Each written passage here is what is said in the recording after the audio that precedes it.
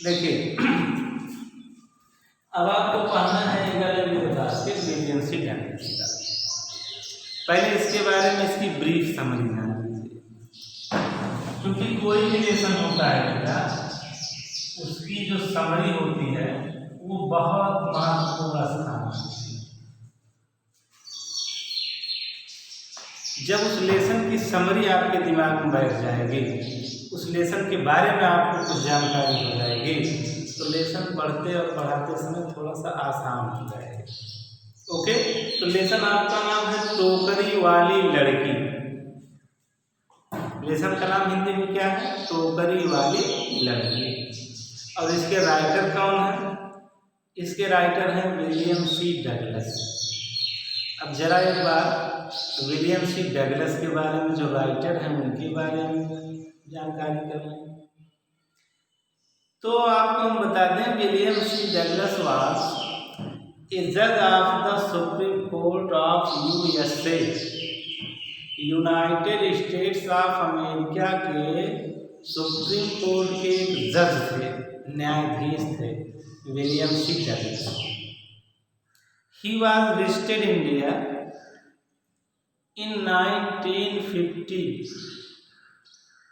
वो भारत भ्रमण करने के लिए 1950 में आए। At that time India was facing many problems due to poverty, due to illiteracy, due to poorness. तमाम प्रकार की समस्याएं भारत उस समय झेल रहा था। भारत के पास गरीबी थी, अशिक्षा था, जनसंख्या अधिक थी, आर्थिक रूप से भारत कमजोर था। उसे आज़ाद हुए में 3 वर्ष बीता था। तो उस समय विलियम सी डगलस जो है वो भारत भ्रमण करने के लिए आए। क्योंकि वो USA, United States of America के जज थे, इसलिए अपने आप को वीआईपी पर्सन समझते थे। तो वो ट्रेन से यात्रा कर रहे थे रानीखेत से फिर उनको बरेली से रानीखेत जाना था बाई कार से। तो वो बहुत देर तक यात्रा की ट्रेन से, सब कुछ बता रहे हैं भारत के भ्रमण के बारे में। उन्होंने बताया जिस ट्रेन पर वो बैठे थे वो ट्रेन बहुत धीरे धीरे स्लोली चलती थी, और यह एक पैसेंजर ट्रेन थी जो हर स्टेशन पर लगभग रुक जाती थी।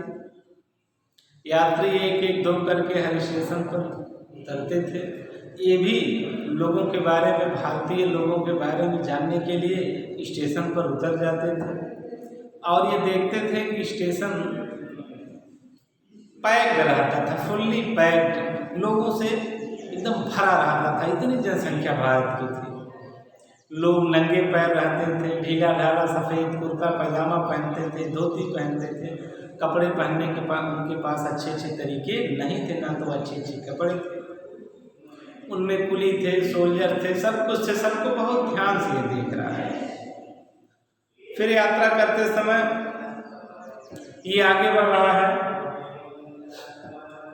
बढ़ता गया आगे। भारत के बारे, गाँव के बारे में बता रहा है कि जिस गांव से हम होकर के गुजर रहे थे, उस गांव के घर जो थे वो कीचड़ से बने हुए थे। उसमें काउडंग, गाय का गोबर मिला करके उसको बनाया गया था।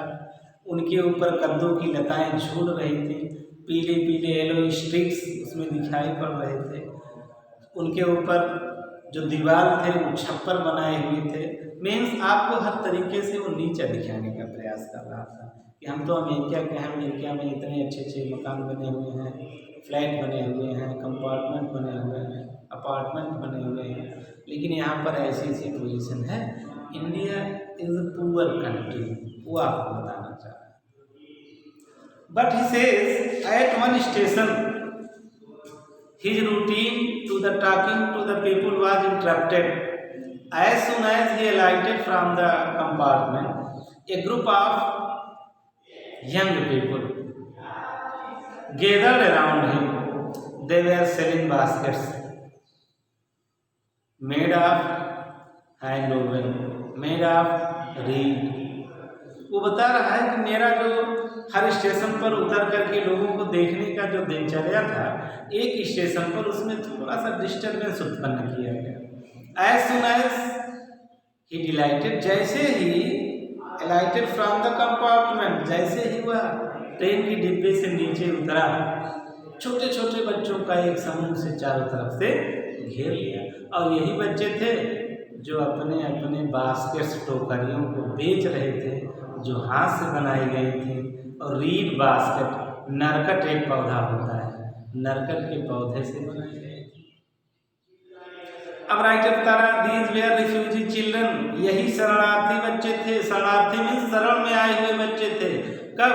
इनका इतिहास बता रहा है कि when partition between India and Pakistan was decreed, hundreds of thousands of people pulled up their roots and changed their residences।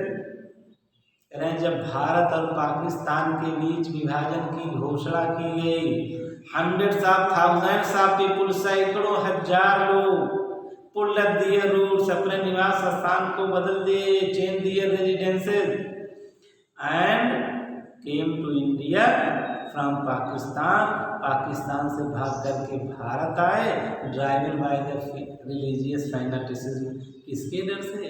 धार्मिक उन्माद के भय से। बता रहा, near about 9 million people left Pakistan and came to India driven by the fear of religious fanaticism.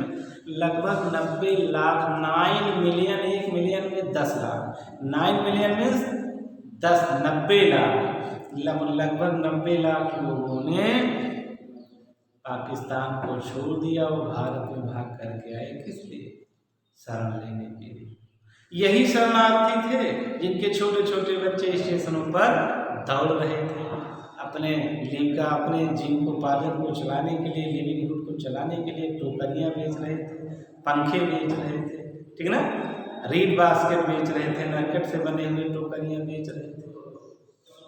Writer करा, उन बच्चों ने मुझे एक स्टेशन पर घेर लिया। अब चूंकि राइटर कर रहा है कि आई वाज मोस्ट प्रोमाइजिंग मार्केट, बच्चों को ये लगा कि ये विदेशी व्यक्ति है, पहनावा इसका ठीक है, ड्रेसअप ठीक है, इसके पास पैसा भी होगा, तो इसी को क्यों ना घेर लिया जाए अपने सामान को बेचने के लिए। इंडिया वालों के पास बेचने से क्या फायदा? दे वर ऑलरेडी पुअर पीपल, तो पहले से गरीब लोग थे। तो राइटर ने अपने आप को गौरवान्वित महसूस किया कि ये लोग अपना मार्केट मुझ में ही देख रहे हैं। छोटे छोटे बच्चों ने अपना सामान राइटर को बताना शुरू किया, बेचना शुरू किया। राइटर सबका सामान, हैंडलूम, बास्केट, सब कुछ ले रहा था। बट वो कह रहा कि among them an aggressive vendor aged 9, लेकिन उन्हीं बच्चों के बीच एक 9 वर्ष की छोटी सी बच्ची थी जो बहुत ही आक्रामक विक्रेता थी। वो भी अपने टोकरी को मेरे सामने उठाए हुए मुझसे अपनी टोकरी लेने के लिए अपील कर रही थी। राइटर ने कहा, ये टोकरी मेरे लिए यूजलेस था, कोई वर्क नहीं था इसका, न मुझे कोई काम था। मैं उन बच्चों को प्रसन्न करने के लिए उनकी टोकरी खरीद रहा था, उन्हें पैसा दे रहा था। तो अब सब कुछ मेरा, दोनों हाथ मेरे भर चुके थे, लेफ्ट एंड राइट हाथ फुल भर चुके थे। आई वॉज ए प्रिजनर, करा मैं कैदी के समान खड़ा हुआ था। तो राइटर ने कहा, वो जो छोटी सी बच्ची थी उसने टोकरी मेरे सामने विद हैंडल, उस टोकरी में हैंडल लगा हुआ था, उसको मेरे सामने उसने किया और उसके लिए वो 1.5 रुपये चाहती थी। 1.5, कितना रुपये चाहती थी? 1.5 रुपये चाहती थी। राइटर के सामने उसने टोकरी उठा करके कहा, इसे ले लीजिए, इसकी कीमत 1.5 रुपये, 1.5 रुपये आप दे दीजिए। तो राइटर कंफ्यूजन में हो गया, मेरे पास वैसे भी टोकरियाँ और सामान बहुत हो चुके हैं, मुझे लेने की कोई आवश्यकता नहीं है, ये सब मेरे लिए यूजलेस है, तो इस टोकरी लेने से क्या फ़ायदा? As a act of charity, एक दानशीलता के रूप में मैं क्यों ना इस बच्ची को कुछ पैसा दे दूं और ये इसका काम भी हो जाए, टोकरी भी ये ले जाए, टोकरी अपना किसी को 1.5 रुपये में बेच देगी और दान के रूप में मैं इसे कुछ पैसा दे देता हूँ, इसका भी काम हो जाएगा। यही सोच करके राइटर किसी तरीके से बैलेंस किया अपने सामानों को और अपने हाथ को अपने पॉकेट में ले गया कोट के, और वहाँ से एक हैंडफुल चेंज निकाला, लगभग 70 सेंट रहे होंगे, 70 सेंट, लगभग 70 सेंट रहे। लड़की उसके सामने जो टोकरी उठाई हुई थी, उस टोकरी में राइटर ने अपने पैसे को रख दिया और उसने अपनी भाषा में समझाने का प्रयास किया कि चूंकि मुझे टोकरी की कोई आवश्यकता नहीं है, इसलिए मैं तुम्हें दान के रूप में, दया के रूप में, तुम्हारे ऊपर तरस खा करके ये पैसा तुम्हें दे रहा हूँ, ये इसका एहसान मानिएगा, टोकरी जो मुझे चाहिएगा नहीं। दे दिए।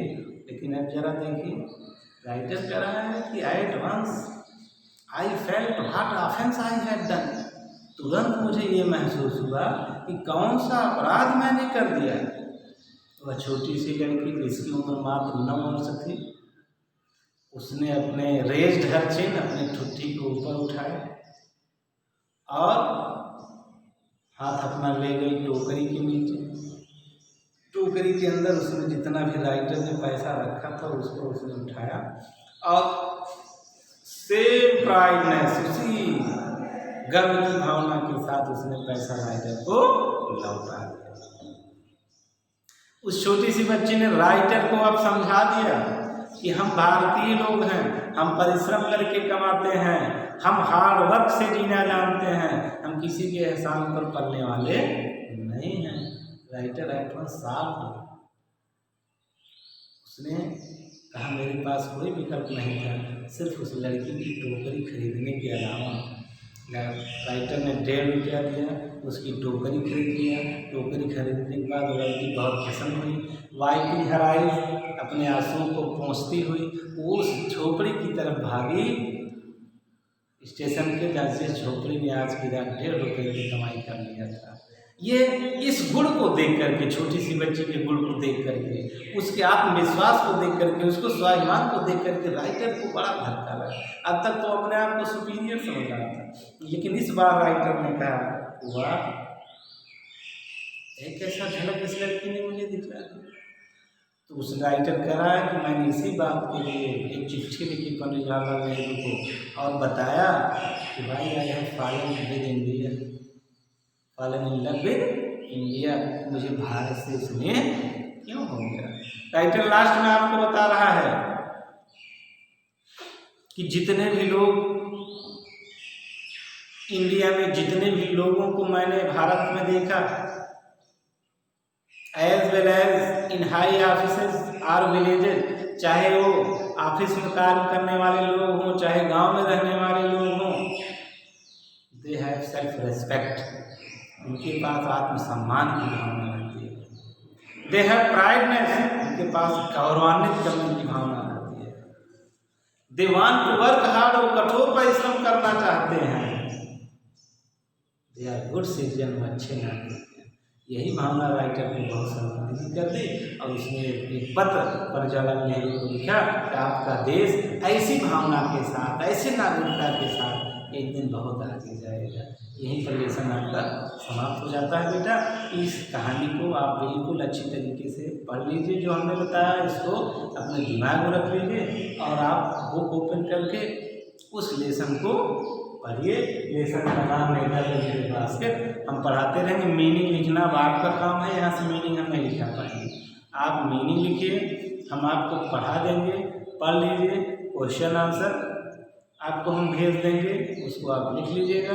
तैयारी होती रहे, ठीक ना। समय बहुत ही कम है फाइनल वालों के लिए, तो आप बिल्कुल भी ज़रा सही न कीजिए, अवॉइड न कीजिए। आप इंग्लिश जरूर पढ़िए, पढ़ते रहिए और जहाँ भी समस्या हो उसको हमसे पूछिए। बेटा, जो भी अच्छा परसेंटेज पाया हो इंग्लिश के नंबर नहीं पाया, यदि आप इंग्लिश का नंबर डाउन कर लेंगे तो आपका परसेंटेज डाउन हो जाएगा। Okay, thank you.